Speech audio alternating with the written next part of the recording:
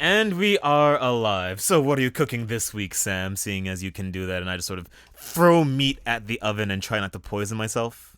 It's Morgan's birthday tomorrow, so I'm making Korean fried chicken. I ordered the batter mix straight from well, not from Korea actually, but like I ordered it from online and some gochujang too. So I'm gonna make the sauce. I'm gonna make the whole thing. I made today. I made a carrot cake. It's their favorite, so that's just kind of sitting there. We don't really have anything to decorate it with. It's gonna be a little bit of Very a cool, toned very down cool. And for occasion. those of you who are not in the know, Morgan is Sam's partner, an individual that has been hiding bodies beneath his backyard over the last year or so, and every week, Sam tries to be a good boyfriend, partner, whatever, and dissolve those bodies and lie, tell the right lies to the local police officers, really keep the balance of the relationship going. My main target are animators that graduate from Cal Arts. Sam considers bean face to be a sin on par with the execution of President Kennedy. I gotta tell you, it's neither of these two things had a good lasting impact on the world. So the comparison could be made. I don't know. I don't think anyone from the Castro family got any joy out of the Midnight Gospel or whatever. So you could say that one has done I more certainly damage than the fucking other. At didn't. least someone. There's a whole political axis that got joy out of Kennedy biting it. This is true. Honestly, there are multiple political axes that did, both on the left and right, which is kind of interesting. But I don't know. I don't understand the people who aren't fucking bored of this yet. I don't know why they keep wanting more of these fucking notebook sketch ass bean faced ovals moving around on a screen, motherfucker. I'm just so tired. I mean, one of the main obstacles to people losing weight, I think we've been over this before, but once you've been eating the same thing for a while, force of habit is more of a driving force than even any real addiction. Like, you just have become used to life being this experience, this sensation. And it's almost like I something's being taken away from you if the Thundercats don't have bean faces, you know? I don't want to talk about Thundercats Roar very much. I'd rather talk about literally anything else. Because Anything? if we talk about fucking Thundercats Roar, then I'm going to start thinking about Thundercats 2011 and what was fucking stolen from us. The fucking it could have been Avatar good. It really could have been. Oh, yeah, yeah. It really stinks when you have that kind of thing yanked away from you, and There was something fucking there. And we got Dragon Prince instead, which is not terrible, but I saw that 2011 reboot and thought, oh, there might be something here. And a few years later, I got divorced after about a month of marriage, and I really think I lost a lot more potential joy from that Thundercats bit. oh, it fucking goddamn. Like, when I weigh that I'm just gonna keep relationship, fucking grumbling. I'm not even going to make any point really. I'm just so fucking sick of circles, and I'm so sick of ukuleles. Specifically, those two things. I have trouble. I understand the sort of theory behind the aesthetic appeal of most of the CalArts things visually, right? The fucking ukulele thing that owns a certain type of person in music and in cartoon media, whatever, just ukulele core, you can call it that certain cloying approach. I just cannot understand why you look at a worse version of acoustic guitar and say, now this is what I'm going to bring to parties. I think part of me wants to argue that the ukulele and the sound that it makes is as non-threatening and non-challenging as possible, which is the same thing that you could say about the CalArts art style, right?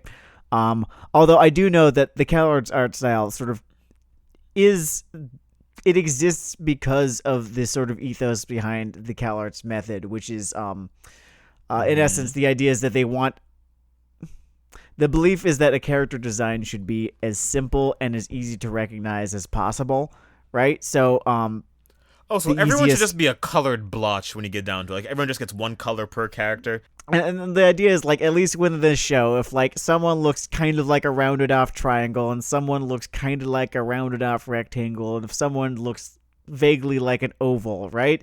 And you turn them into silhouettes, you can, yeah, you can definitely recognize each of them from their silhouettes. That doesn't make their character designs interesting or entertaining, though. It just makes them, yeah, I guess recognizable. But that's, Present.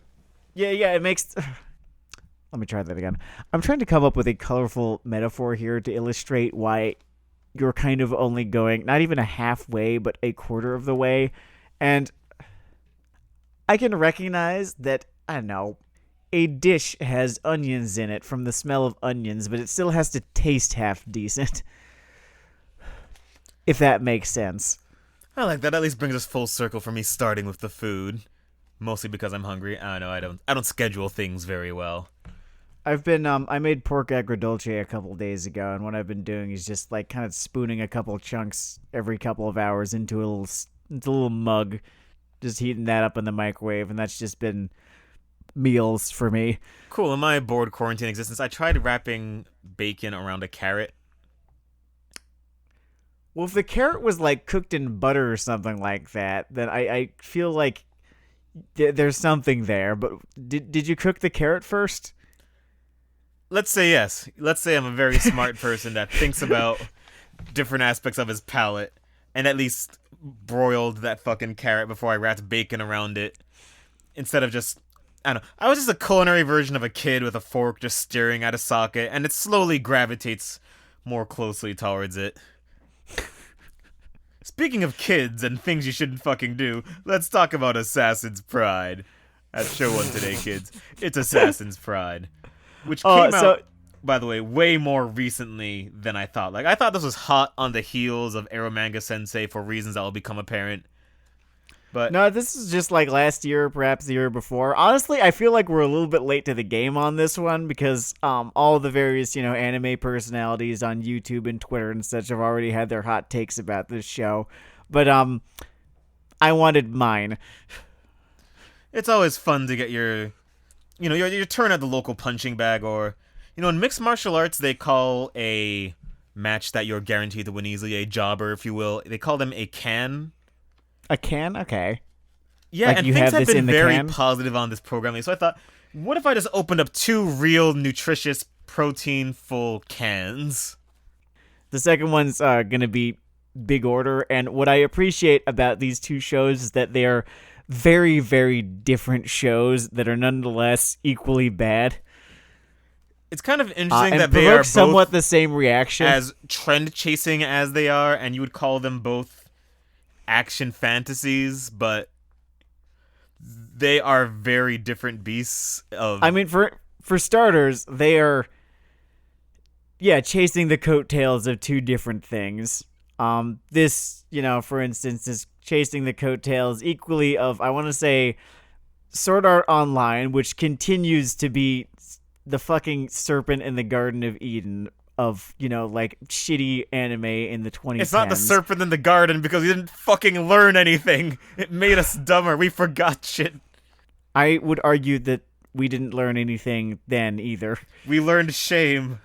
And if we learned shame, then this show wouldn't be half comprised of ass shots of prepubescence. Oh yeah, no, total pedobait show. That's like a thing with this. It's felt dirtier than usual watching it. Usually, at the very least, all the fucking cheesecake I have to sit through is of 17-year-old girls, which is I guess slightly less illegal than this. But no, so that's the other part. That's the Mahu Sensei Nagima, Yep. In this thing's influence. I think like Ken Akamatsu is also to blame for this somewhat. In terms of other franchises, moving parts, I think there's a large Black Butler influence on this. For those of you who never heard of Black Butler, this was a middling show about a kid with a butler that was also a demon. I think the whole show exists because someone thought of the pun, I'm a hell of a butler. At least it's the English version of the pun. The Japanese version is like some kind of play on butler. being spelt like demon, whatever. But Wait, no, you didn't just come up with like that's actually like a thing in that's the a thing. show. In the dub, it's I'm a hell of a butler, and in in Okay, in Japanese, it's like this okay, that's like slightly better pun, but still awful. And the whole show basically exists because of that. that's great. I was about to almost say fair's fair on Black Butler because at least in Black Butler the kid did something. Here the kid is just a fucking weepy mobla. Moblub might not be fair because she is way more discomfortingly detailed and sexualized than that. It's true. Yeah, the There are idea with angles, and the there should character not be. designs, the deal with the character designs of the female characters on this show is not it's not cute girls doing cute things. It's the other thing that makes you feel like you're committing a misdemeanor at least by watching this show. Oh, it's a hard ass felony. I'm gonna start with a little more broad context. Like we gave some broad shots, but just a little conceptual summary, just to. Oh yeah, and I actually feel like I'm selling the premise of this thing short because it's fucking stupid in a very entertaining way. Like this is criminally dumb. Go ahead. So we're in a world where the last thing that exists is a vaguely Renaissance city-state called. It has Flan in it. I think it's Flandore. I don't care. The point is that there's only one city left, sort of post-medieval level technology. And it exists in like it looks like a big candelabrum floating above a weird desecrated wasteland. I'm gonna go to the fucking Wikipedia page. You ever seen here. bad Bloodborne fan art?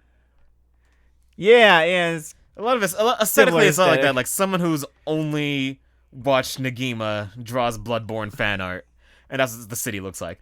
So we follow this guy named Kufa Vampire, a and man that's who, his actual fucking name. yeah, it is his actual name. After I heard his fucking name, we actually had to pause the show because I want to say a solid 2.5 minutes laughing, which would be greatly to its credit if it was a comedy. Like that would bring it into fucking maybe not prison school, but like a Zetsubo Sensei kind of tier. I remember that was definitely the most entertained I was at any point in watching this show was learning this motherfucking asshole's name. And the second most entertained I was learning the name of his charge. The 13-year-old that he's been sent to train or something like that, and her name is Melita Angel. So like, get it? Yeah, we are sitting on the nose until it breaks. Like the nose needs reconstructive plastic surgery on this show. All right, so this guy's whole bit per title is that he is an assassin, which has in the drift of time and Ubisoft games just become a word for cool guy. Fighting guy.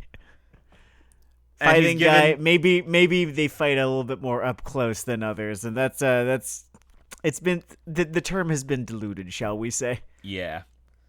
So he's supposed to supervise and under certain conditions kill off this 13-year-old, which, you think that'd take you like a weekend, maybe you case the joint Hitman, Shadow, whatever style. I think okay. So here's what I gathered. The premise is the idea is that Melita Angel is the scion of this fairly powerful family in all these domed cities with trains and shit. I don't know. It's a very confused. Oh yes, setting. indeed, dynastic politics. There's a thing that things do where they like hint towards the existence of sort of dynastic feudal power struggle, but they just do not feel like putting in any of the work of doing that J.R.R. Martin shit where you Do not sketch feel these out. like or intellectually incapable of, because I feel like it might edge towards the latter. And so his whole thing is that he's supposed to train this girl to be good at mana, because they couldn't just fucking call it magic, I guess. And kill her if he cannot get something out of her. But he, does or whatever, and then refers to her as his little lady in English. And I'm not going to do an offensive Japanese accent here, but you just imagine it in your head. It's really fucking funny.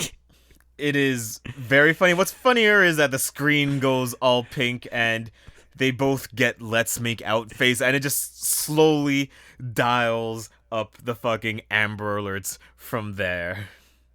Gonna continue reminding y'all she's 13. He's above 20. That's like his age is kept sort of vague, but like he's seems to have been in the game long enough to have had a history with this other character, so I'm putting him at least at 25.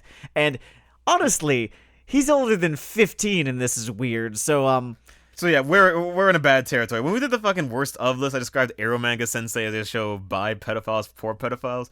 I'm gonna vacillate that one for Assassin's Pride, and that Assassin's Pride is a show made to put pedophiles to sleep because it's also fucking boring most of the time. It is. I think almost it's almost kind of disappointing how boring it is because I want this to be the sort of thing that makes me angrier when watching it, and it does to a point, but mostly I'm just wondering why it's not trashier, I guess. If that makes sense. Like, remember when we covered Domestic Girlfriend, right? Right, yeah. And We thought we were heading straight into that genre of madness by the descriptions of this show. And this one, everything is mostly very they just sit around not being and animated. boring. Yeah. And it's a shame because when you get into the meat of it, it's all really entertainingly stupid. You kind of hope that there's less really fucking obvious breaks in animation. You know, sort of like that thing that happens in, anime where they're not using their budget very intelligently, and you'll just have people kind of standing around stiff as a board for about like 3 to 8 seconds at a time, and then like the next shot is someone doing the same thing for 3 to 8 seconds, and they say at one another. There's a whole lot of that. There's a whole lot of that. There's a whole lot of accounting rocking back and forth saying we can't afford it. What the fuck are we gonna do? What the fuck are we gonna do, guys? And it's half of the reason that all of the fighting stuff in the show feels completely lifeless. Oh, all the other fighting half in the is show the feels completely situation lifeless. and the system and the. It's a really bad sign when all the context makes all your action worse. So I've been trying to nail down exactly the line between an interesting application of in medias res, where there is a whole system behind this and they drop you into it and you're fine with it and it works for whatever reason, and this where they drop you into this big complicated, like battle magic fighting shonen seinen whatever the fuck system, and it doesn't work at all and it just feels tiresome. Honestly, it might not even be the application of en medias res. Like, maybe the idea of using it is fine. It's just that the content isn't there behind it. I think about like foreshadowing instead of en medias res. It's foreshadowing is cool when you're foreshadowing something interesting. I don't know, setting of Star Wars or some bullshit. Here you foreshadow just more pederasty, and it's just gonna feel painful. Now this is gonna frustrate me if I don't nail it down, right? Because you get a show like, I don't know, we were just watching Kill la Kill or whatever, right? And, as early as the first episode, our first 1-2 episodes, we started hearing about, like, life fibers and shit like that, right? Now, yes, I get that, like, Ryuko is being introduced to the idea of life fibers, as are we, and that probably helped somewhat, because everyone in this setting seems to know everything about the setting already, and it's just the viewers, just sitting down in the classroom to learn. It's interesting how stilted that makes the dialogue about the concepts, by the way. Like, the fact that everyone in this conversation knows about mana, but they are defining mana in encyclopedia terms for the slow children in the back, I guess. I know, it's very weird. I think there's this way that the whole action plays out where, yes, they're explaining it to you, but oddly and paradoxically, they also seem to expect you to understand it already because, you've seen enough anime, you know how this works. This, it's the glowy magic, right? They say a thing, they start glowing purple or whatever. It's like, come on, we're doing the Shaman King thing. You get it. Fuck you. Ill-defined power or whatever, right? And it's like, it's exceedingly fucking boring and immediately turns you off to it, right? And then they explain it anyway. So I think the oh, God has left this place. I think it's the laziness that has something to do with it. Like, it's there is no sort of attempt to create any sense of mystery or wonder, right? Like this, you're supposed to take so much of this setting and the things in it on faith. I Um, have a darker answer for you all right, go for in it. terms of the balance of like fantasy execution elements to other content in this. Mm-hmm. Because back in my edumacation, we talked a lot about the mechanics of like your standard fantasy novel, how you drip things in slowly and constructing this world, building a certain type of momentum, a certain type of engagement. And this show puts that kind of effort in, but not into building the fantasy, but into slowly cranking up the dial on this guy banging this teenager. Sorry, preteen. Preteen. We It got. is far more invested in winter May relationship building than it is in the mechanics of its fantasy setting. It does seem like the mechanics of the fantasy are somewhat incidental to what you're all really here for, right, fellas? Imagine Twilight with way worse goals and core audience. Like instead of Oh fucking god, harmless pandering to teenage girls.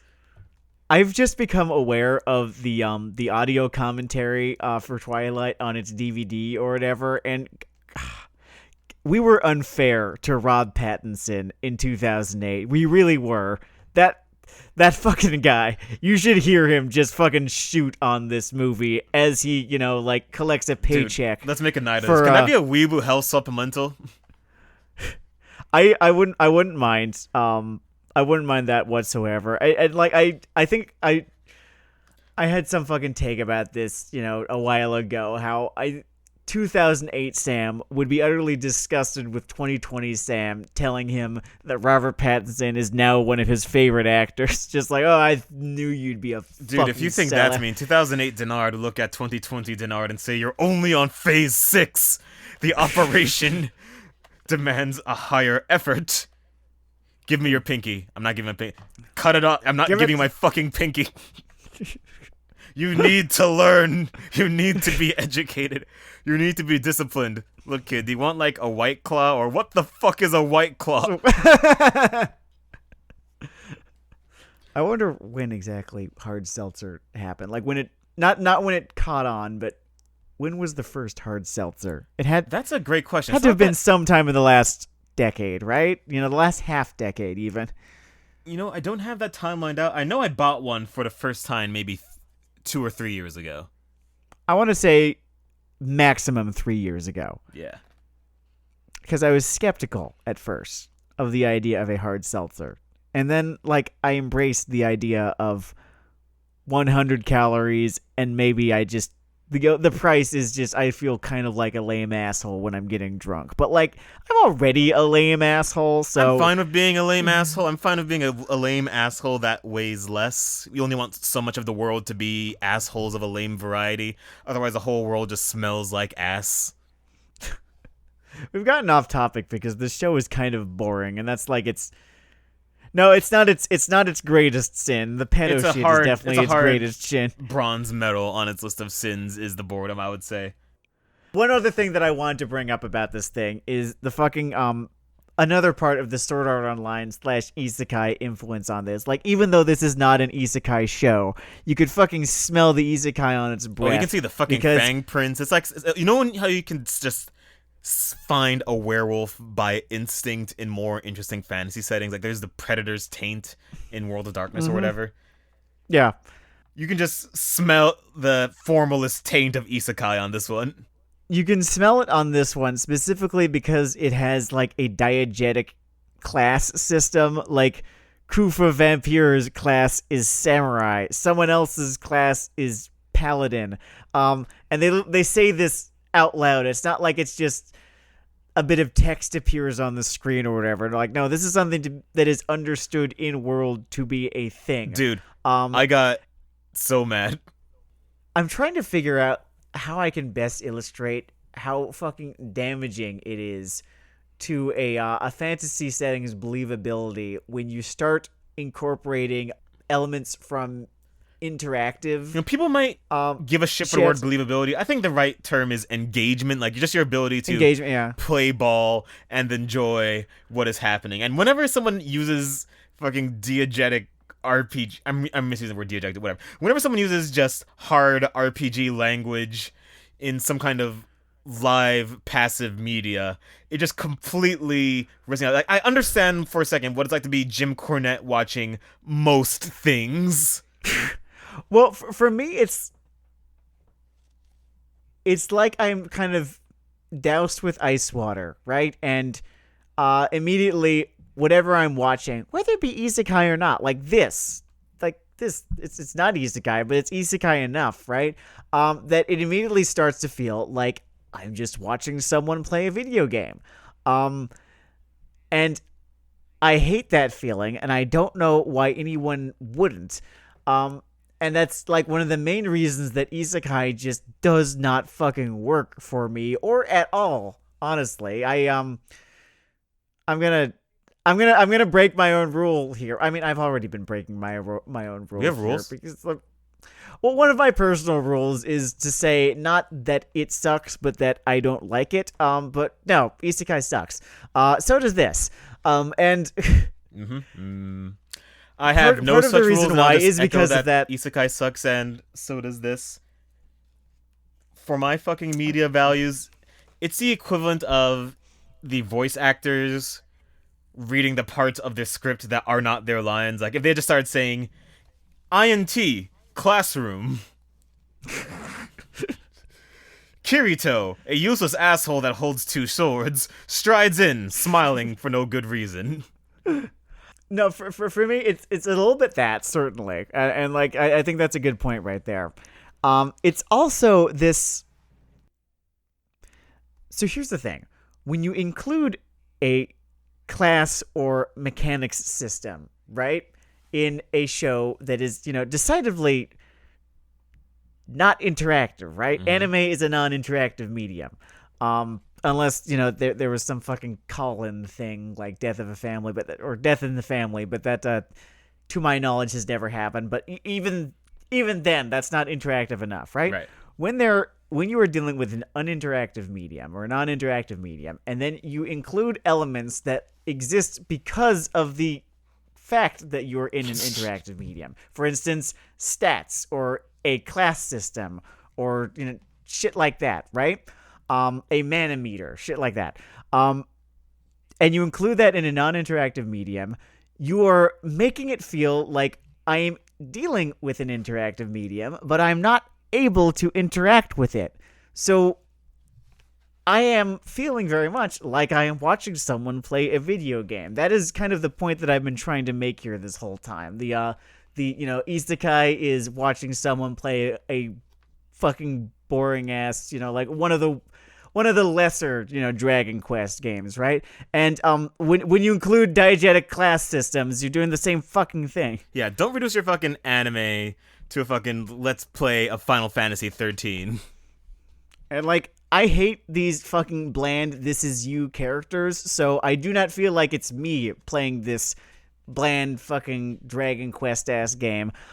So you're not doing yourself any favors by having it be, bland everyman who all the girls want to fuck and he has a really cool power or stupid shit like that. Like, it just makes it just. You're actively working against engagement here. If I could, it pulls me out of it more and more and more. If I could pull us away from the video game thing for a sec before we go to our next show, because I just want to talk about this during our time here. Oh sure, yeah, this fucking show. Yeah, honestly, we're not doing this show justice. Like, I think I got caught up on one thing, but there's a dozen more that we could have gone into too. I just need to talk about how it's just drizzled in, and maybe I should say it was foreshadowed because Kufa Vampire is a vampire. In fact, he's a half vampire. He is a half vampire. And I started to choke and nearly die. So I respect this show on one level, in that it almost killed me, and that takes balls. He's also a lycanthrope. It's very important that he is an assassin, half vampire, part lycanthrope. Samurai, lycanthrope. Like, I love the list that you can kind of create with his fucking identity here. this show should be more entertaining than it is. This This should ball be a of great hate nouns. watch. Like, honestly, this show could go from a hard 0.5 to a 3 or 4 if they just took the camera off the little girl ass for some time.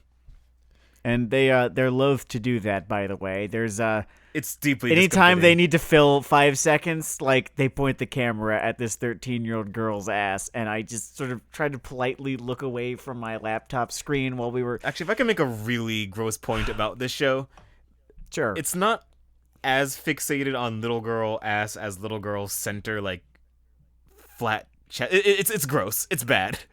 It's like it's real fucking gross, and if that's the reason that you were watching this show, then I don't want to know you, and I hope you stop listening to us because I don't want you listening to us. Yeah, we're not that hard Uh, for fucking viewership. Get help. However, it's not a if you are the sexuality, kind it's of a mental moron, illness. if you are the type of moron that watches Big Order, please stay. You sound fun. I want to know what your life is like. I want to know who you are, and I want to know why you enjoy the things you do, because I think you might... There's a chance you're a mad genius, and I'd love to know more about you, because fucking Big Order is... Oh, it's...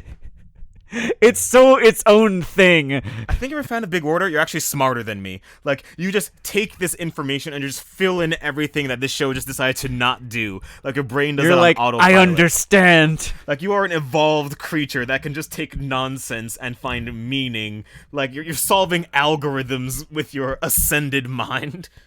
I think you might be the Chad and I might be the Virgin, because honest to fucking God, Big Order is a show by or is a manga, right? Was a manga. I think is a manga by the hell is his name? Sakae Isuno, who is the dude who did oh, what the fuck is it called? Future Diary, right? A lot of so Future Diary echoes with us lately. Just so many dominoes in where we are now. Yeah, interesting that. And Future Diary, right, was pretty good manga as I remember. I think I read a good amount of it. And I guess because he had Future Diary clout, he was able to get this fucking thing published. And I guess For what's better or for worse, about this guy as a writer is that it seems whether his thing lives or dies is based on whether he is on the pulse or just behind it. Because on this one, he's just behind it, and just the whole house of cards collapses into chaos. What's interesting is that Future Diary, right? It got its manga adaptation after the manga had been around for quite a number of years. I think it was actually pretty close to wrapping up, or already had at least, perhaps by the time it got its anime adaptation. Now, I don't really know about. No, I'm checking right now. No, the manga actually it was 10 volumes. It is either wrapped up or was canceled. I'm not really sure. But this fucking thing. Where do I even begin? It would be a real understatement to call this a mess.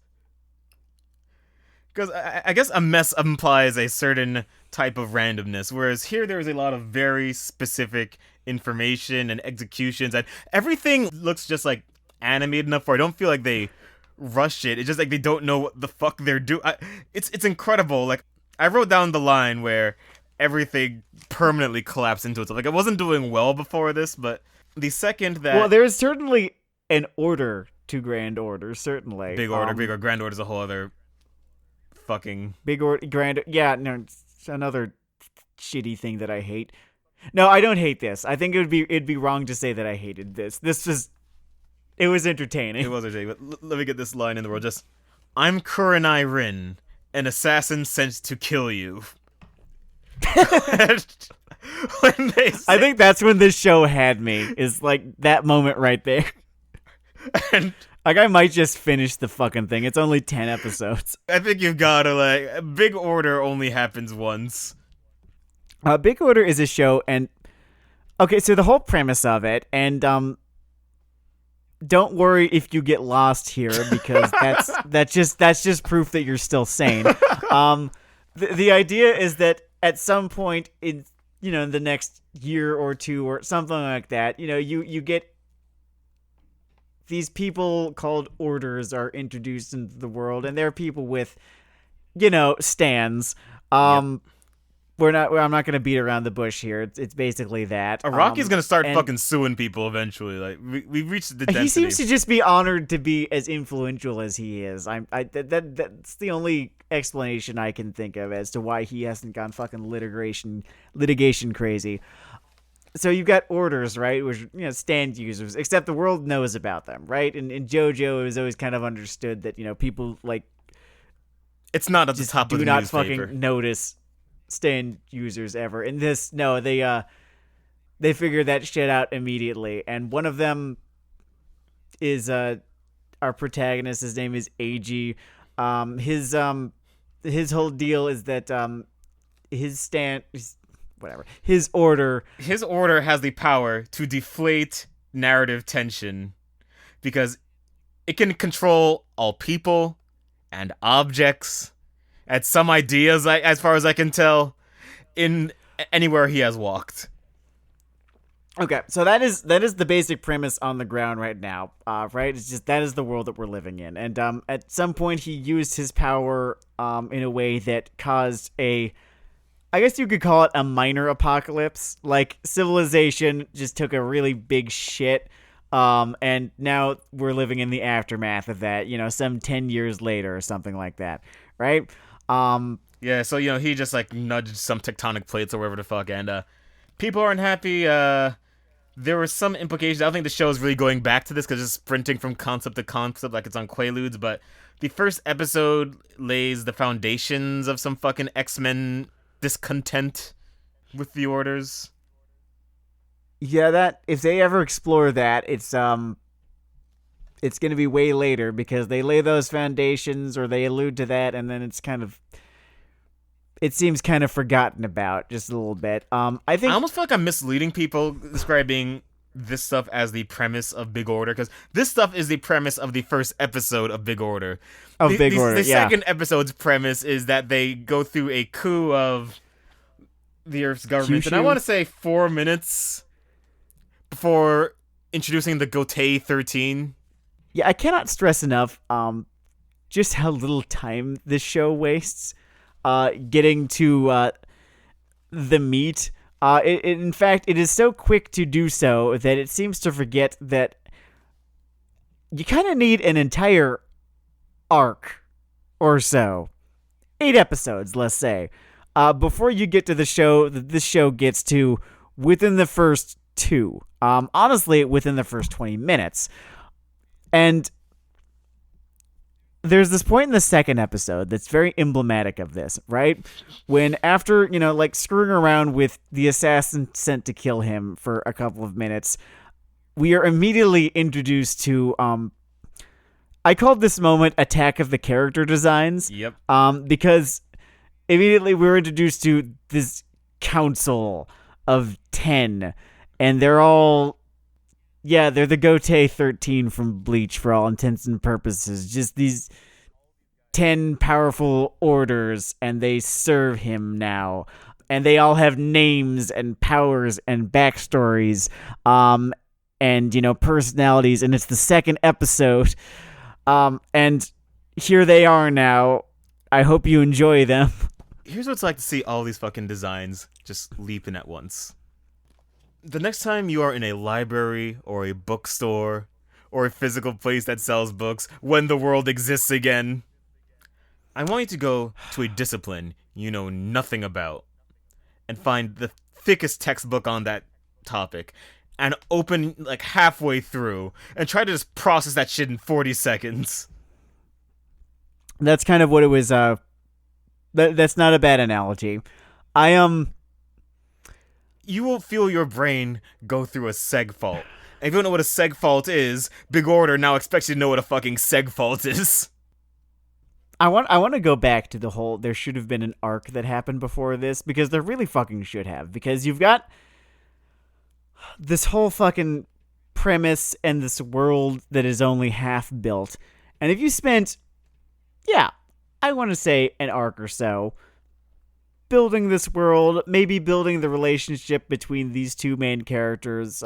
AG is the first one, the second one is the assassin sent to kill him. So, an assassin sent to kill him, right? If you gave us a few episodes for, them, navigating their, kind of complicated, admittedly very stupid relationship, Incredibly. and B, navigating the world that they live in, that you're trying to, build and have this whole take place in. Maybe, right? I could have bought the introduction of, the attack of the character designs. Like Demon Slayer, right? We actually got the attack of the character designs, like they all fucking showed up at once. After a couple of them, admittedly, had been introduced here and there throughout the series. But at that point, you had sort of gotten to live in that world for long enough where, when a whole bunch of Demon Slayers who are, understood to be like the best of the best Demon Slayers, them showing up doesn't feel like you're, sort of having information shoved down your throat and told to swallow. It's more that, it's like, okay, yeah, all right, so these are these are the top of this organization. I get that. Because, you understand the organization, right? You understand this world. You understand who these people are and what these people do. And it's like the 20th episode, right? Instead of the fucking second of the... I almost wonder if this show is the victim of not only cocaine, but just a seasonal format. They had all this source material. They know they're getting a second season. They want to get all their shit in. The base material is already insane. They're clipping through it at an insane pace. Now there are just no transitions.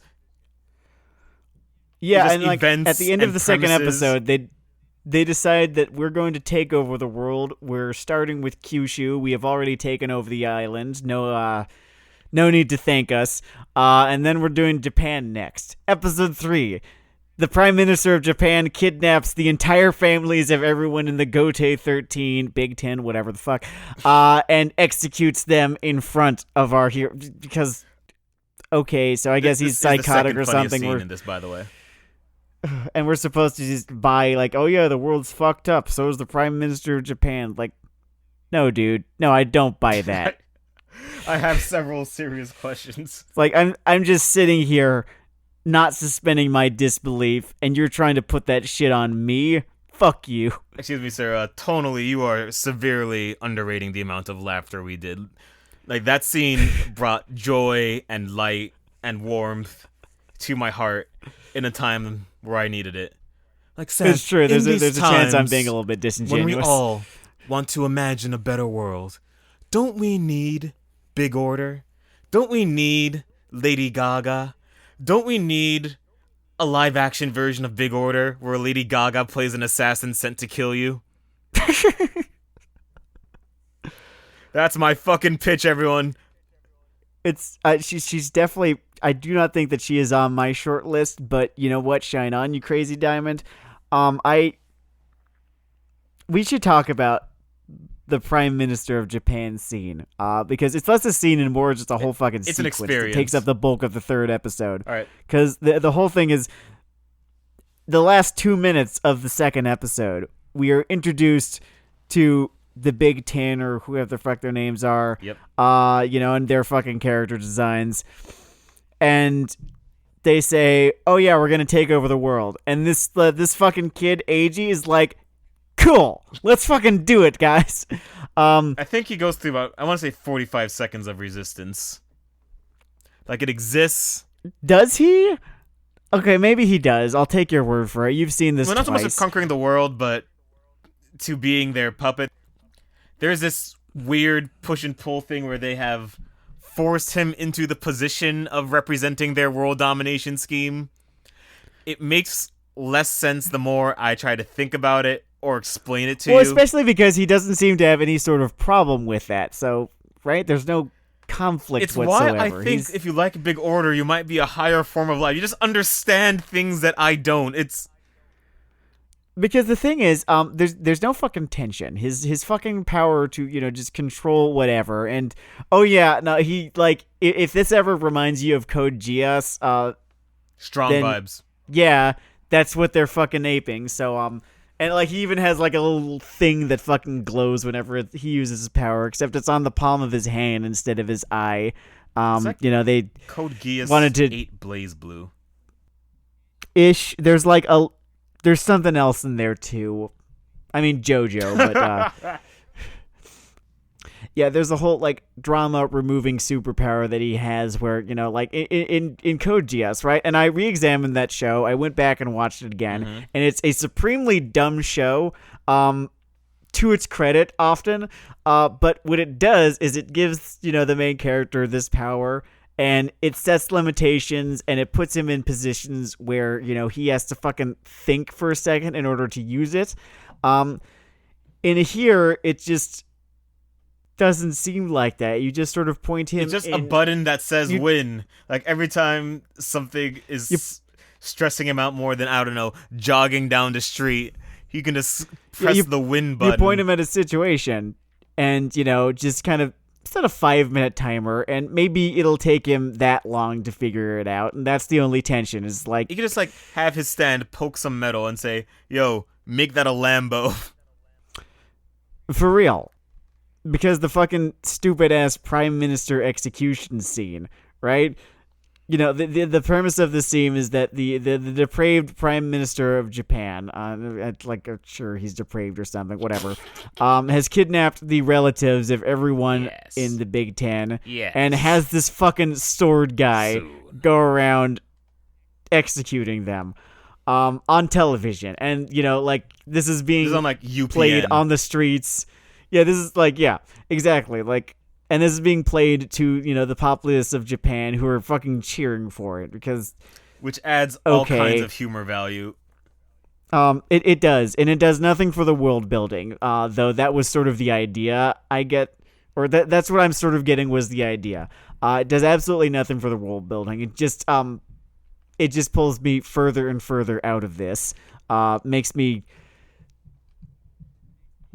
more and more aware that what I'm watching is something that is not happening and would never happen under any circumstances, even if, all of these fantastic, elements were put into play. What a beautiful people don't ball act of like this, and nonsense. people would never act like But this. the the prestige of this scene, if The you prestige. will, is his answer to the prime minister's depravity, in which this motherfucker just pulls out this gun in the South Park's R. Kelly spectrum. I pull out my gun!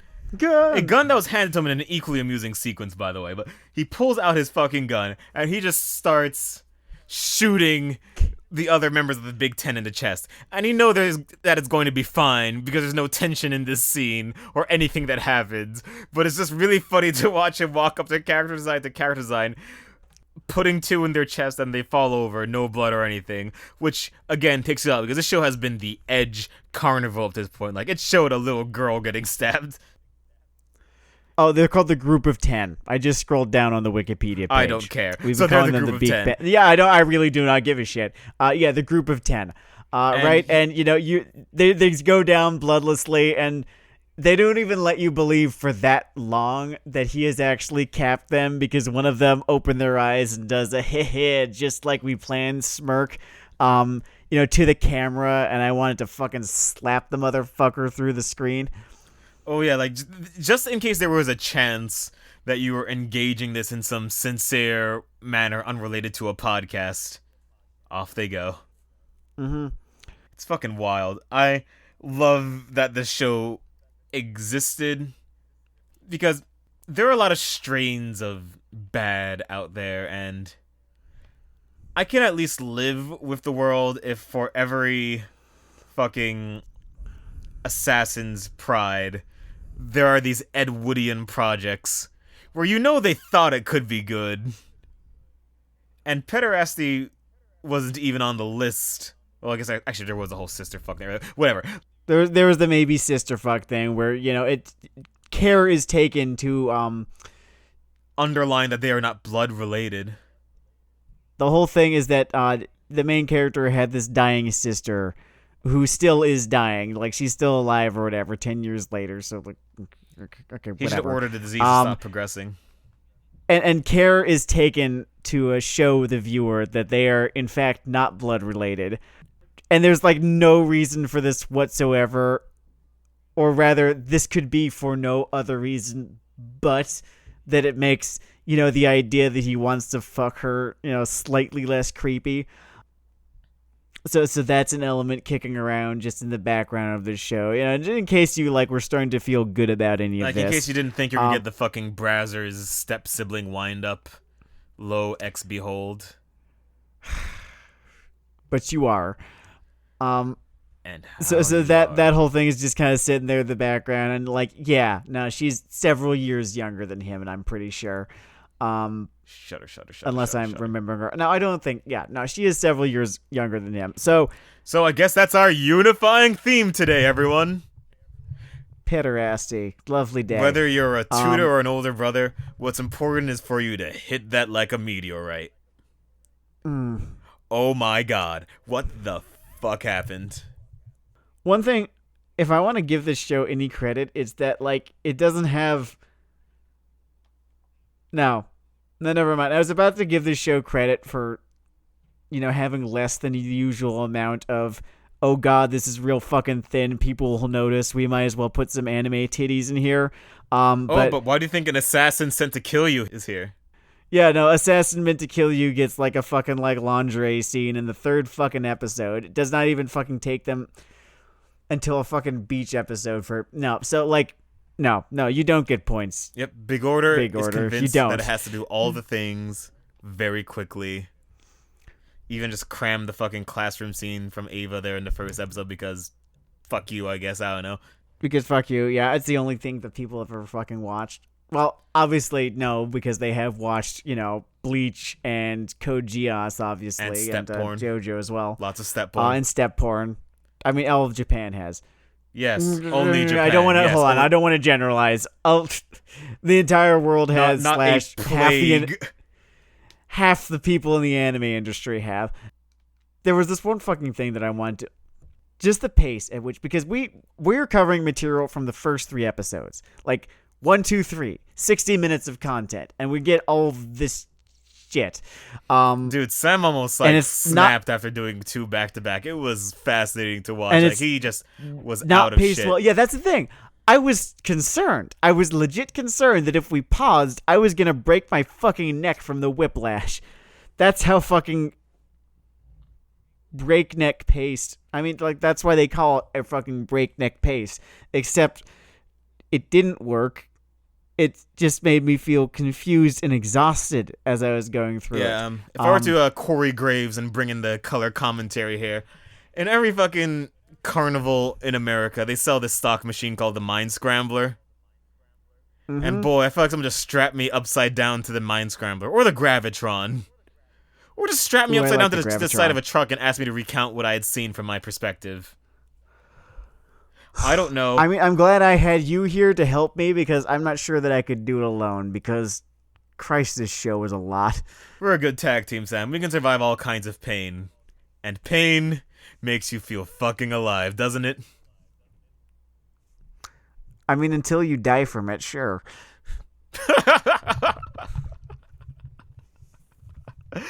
Man. Nothing that happens to the main character in either show really feels like it hurts them, does it? They just glide along. And it's weird because the guy in the first show loses a fucking arm for a second. He's a vampire. He just stitches that shit back on. I remember shouting chimichangas at the scene at the show, just like chimichangas. Chimichangas. None of this matters. Fuck you. And I think that's sort of become my little shorthand for. Obviously, the character is in no danger. There's no tension. I don't care. Chimichangas. Deadpool. Have I shot on Deadpool on this show yet? Yes, extensively. I feel like I have. It was basically half of our April Fool's Day thing last year. Okay, sure, cool, fine. So I don't need to I don't need to go on. Fine. I'm not sure what else there's to say. I'm sure there's tons else to say about this, but nothing that I can really think of right now, or have thought of. Did you have anything else? I just have one simple message. Sure. If you or a loved one have found yourself watching Assassin's Pride at length, there's help. This has been Weeaboo Hell. It's Weeaboo Hell.